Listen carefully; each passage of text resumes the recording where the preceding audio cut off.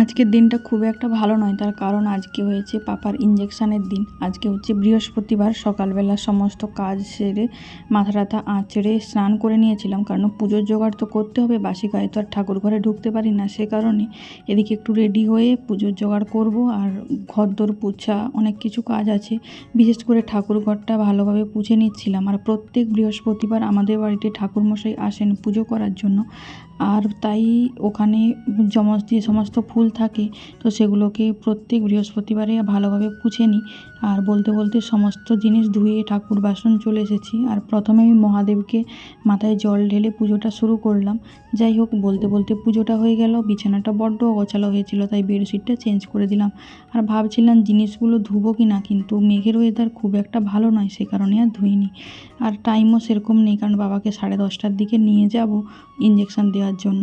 যাই হোক, বলতে বলতে সমস্ত পাপার আমি দুজনে মিলে রেডি হয়ে গেলাম আর চলেও এসেছি এখানে।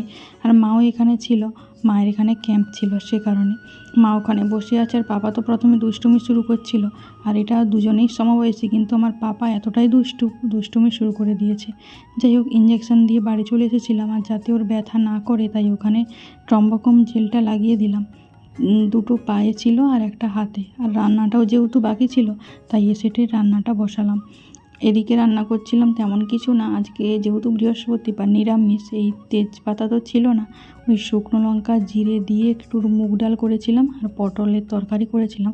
তবে দুধ মৌরি পটল করেছিলাম একটু অন্যরকমভাবে, ওই শেষের দিকে একটু দুধ আর একটু চিনি দিতে হয় আর কি। তো বলতে বলতে রান্নাটাও কিন্তু প্রায় কমপ্লিট হয়ে গেছে। এইভাবে আমি আজ রান্নাটা করলাম, একটু চিনি দিয়ে মোটামুটি রান্নাটা শেষ হয়ে গেল। আর এদিকে কমপ্লিটও হয়ে গেল রান্নাটা বলতে বলতে। আর এদিকে ডালটাতেও ঢেলে নিচ্ছিলাম, ডালটাও হয়ে গেছে। প্রায় দুটো রান্না সমস্ত কমপ্লিট। আর রান্নার শেষে কিন্তু বৃষ্টি চলে এসেছিলো। দেখো, আজকের ভিডিও এতটাই। চলো, টাটা।